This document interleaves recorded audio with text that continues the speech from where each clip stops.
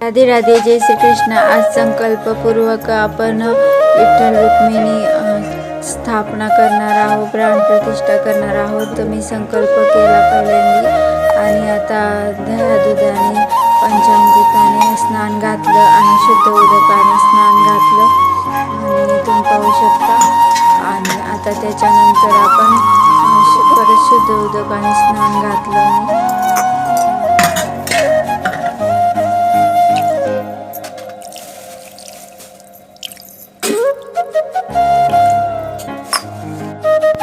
आणि आता आपण श्री सूक्त आणि पुरुष सूक्त म्हणून देवाला अभिषेक करणार आहोत। तर पुरुष सूक्त विठ्ठलाला आणि रुक्मिणीला श्री सूक्त आणि आता त्यांच्या हृदयावर हात ठेवून मी त्यांना आवाहन करते आहे।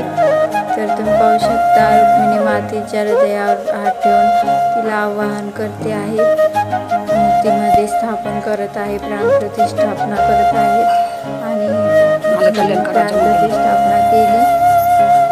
आता यानंतर मी त्यांच्या आवडती मी तुळस पण आजच एक लावली होती, हे तुम्ही पाहू शकता। हे तुळशीचे रोप मी लावलं आहे अशी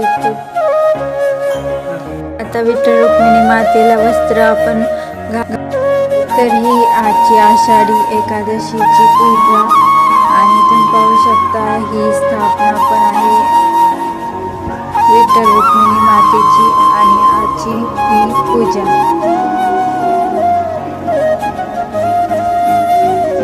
तर तुम्हाला ही पूजा कशी वाटली कमेंट करून सांगायला विसरू नका। थँक्यू, धन्यवाद।